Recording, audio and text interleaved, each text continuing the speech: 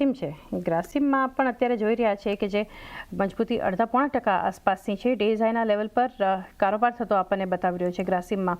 અહીંયા પણ 5 સેશનમાં 2.5%ના પોઝિટિવ રિટર્ન્સ તો છે આ માર્કેટમાં. કુનાલ, કઈ રીતે સલાહ આપશો?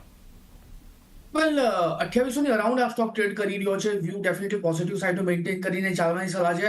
ખરીદી કરીને ચાલવાની સલાહ છે. 2750 ના એસએલ ની સાથે ટાર્ગેટની વાત કરીએ તો જે પ્રમાણે અત્યારે કાઉન્ટર ટ્રેડ કરી રહ્યો છે, મને એવું લાગે છે કે આવનારા દિવસોમાં આ કાઉન્ટર 2840 અને એ જો બ્રેક કરે તો 2900 સુધીના પણ લેવલ કાઉન્ટરમાં આપણે આવતા જોવા મળી શકે. એટલે view definitely positive side maintain કરીને ચાલવાની સલાહ છે. 2750 નો આપણે અહીંયા એસએલ મેન્ટેન કરીને ચાલીશું. 2750નો એક સ્ટોપ લોસ ધ્યાનમાં રાખો. વ્યૂ પોઝિટિવ છે ગ્રાસિમ માટે. ભારતીય એરટેલ માટે એક વ્યૂ લઈએ. કુનાલ, આજે નંબર્સ છે કંપનીના અને એ પહેલાં આપણે જોઈ રહ્યા છીએ ભારતીય એરટેલમાં લગભગ 5% આસપાસની ખરીદદારી અત્યારે 1920ના લેવલ્સ પર કારોબાર થઈ રહ્યો છે. કઈ રીતે સેટઅપ જોઈ રહ્યા છો? વેલ ભારતીય એરટેલ જોવા જઈએ તો 1920 પાસે અત્યારે ટ્રેડ કરે છે. મને બાઉન્સ બેકમાં 1940 સુધીના લેવલ જોવા મળી રહ્યા છે. 1940 જો બ્રેક કરે તો તમને ઉપરમાં 1970 સુધીના પણ લેવલ આ કાઉન્ટર બતાવ્યું લાગી રહ્યું છે. એટલે વ્યૂ ડેફિનેટલી પોઝિટિવ સાઈડનો છે. 1900 ના એસએલની સાથે ખરીદી કરીને ચાલવાની સલાહ રહેશે ભારતીય એરટેલ. વ્યૂ ભારતીય એરટેલ માટે બનતું જોઈ રહ્યા છે. આજે નંબર્સ છે એ પહેલાં એક ખાસ પોઝિટિવિટી બતાવી રહ્યું છે. વધુ એક નિફ્ટી કંપનીના આજે પરિણામ છે અદાની પોર્ટ. કુનાલ, એના પર એક વ્યૂ લઈ લઈએ. ત્યાં પણ આપણે જોઈ રહ્યા છીએ અદાની પોર્ટમાં અત્યારે ગઈકાલે મજબૂતી હતી, આજે પ્રોફિટ બુકિંગ છે. 0.5% જેટલું દબાણ સ્ટોક બતાવી રહ્યું છે. પરંતુ કઈ રીતે સેટઅપ જોઈ રહ્યા છો અદાની પોર્ટ્સનો? વેલ 1380 ની અરાઉન્ડ અત્યારે સ્ટોક ટ્રેડ કરી રહ્યો છે. નો ડાઉટ કાલના દિવસમાં સારી એવી રેલી આપણને જોવા મળી હતી. આજના દિવસમાં જો કરેક્શન આવે છે અને કાઉન્ટર નીચે 1360 સુધીના જો લેવલ બતાવે છે તો ત્યાં ખરીદારી કરીને ચાલો. 1340 ના એસએલ ની સાથે ટાર્ગેટની વાત કરીએ તો 1400 નો પહેલો ટાર્ગેટ 1400 જો બ્રેક કરે છે તો પછી ઉપરમાં આપણને 1500 સુધીના પણ લેવલ આ કાઉન્ટરમાં આપણને આવતા જોવા મળી શકે.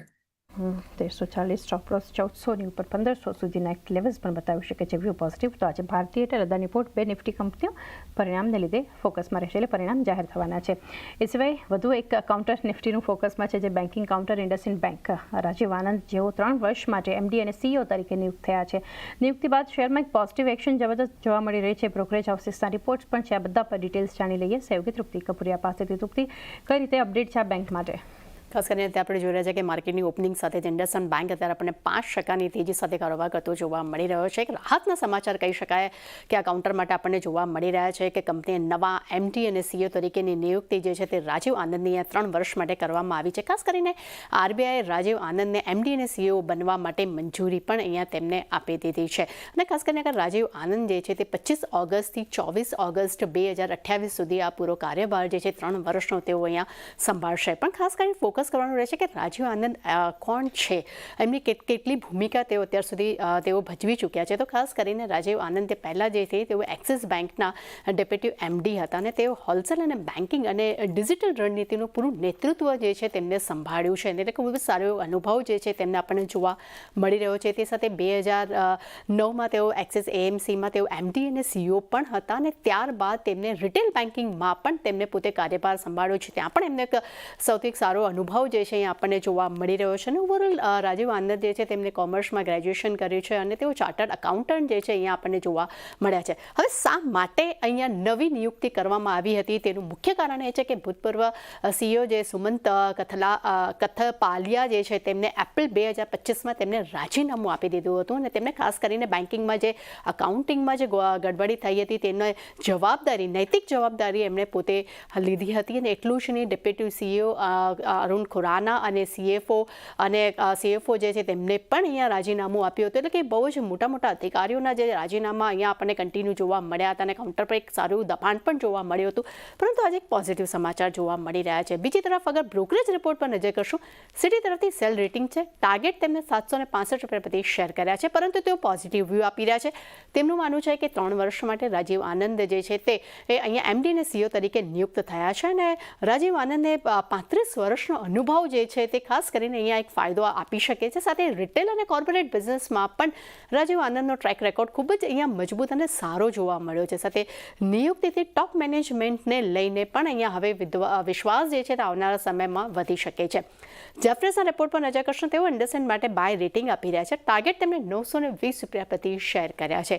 તેમનું પણ માનવું છે કે રાજીવ આનંદ 3 વર્ષ માટે તેઓ એમડી અને સીઈઓ તરીકે નિયુક્ત થયા છે. ખાસ કરીને ઇન્ડસઇન્ડ બેંકના ટોપ મેનેજમેન્ટમાં ઘણા જ મોટા ફેરફાર અહીંયા થતા જોવા મળી રહ્યા છે, જે આવનારા સમય માટે ખૂબ જ પોઝિટિવ ધરાવી શકે છે.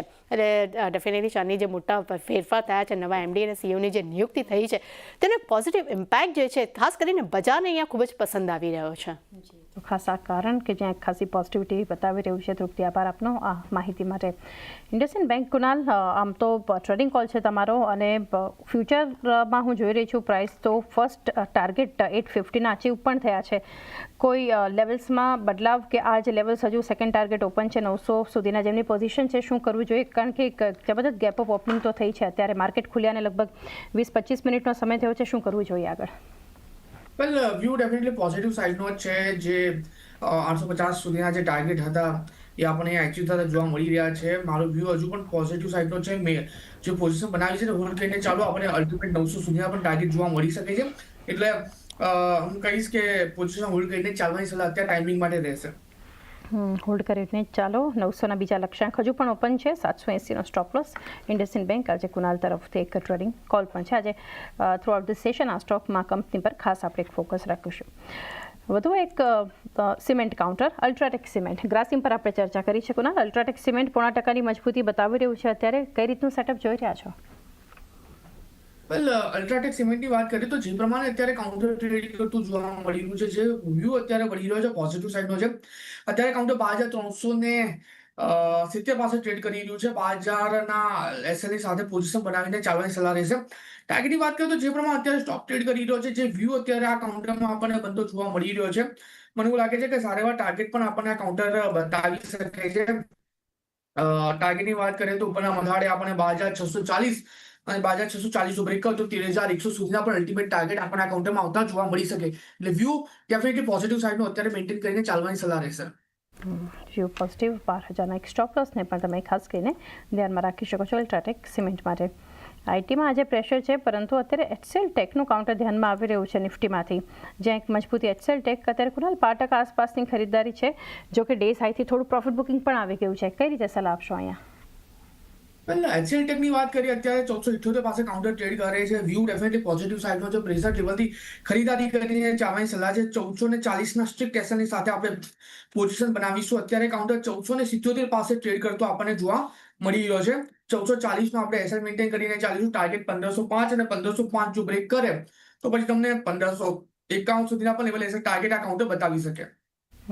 તો 1551 સુધીના પણ એક લેવલ્સ જે છે ખાસ કરીને આ કાઉન્ટર બતાવી શકે છે. એક વ્યૂ એચસીએલ ટેક માટે બનતો જોઈ રહ્યા છે. બીઈએલમાં આજે પ્રોફિટ બુકિંગ છે. કુનાલ, અત્યારે ડેઝ લો પર છે. મજબૂત હતો ગઈકાલે. અત્યારે 1.25%નો દબાણ નિફ્ટીના ટોપ લૂઝર્સમાં જોઈ રહ્યા છે. બીઈએલ અત્યારે આ લેવલ પર 385 પાસે ટ્રેડ કરે છે અને વ્યૂ ડેફિનેટલી મારો અત્યારે થોડોક સાઇડવેઝનો બની રહ્યો છે. કોઈ ખાસ મોમેન્ટમ અત્યારે મને નથી જોવા મળી રહી. કાઉન્ટર ઉપરમાં જો 391ની ઉપર 391ની ઉપર જો સસ્ટેન થાય પછી આપણે આમાં ખરીદારી કરીને ચાલીશું.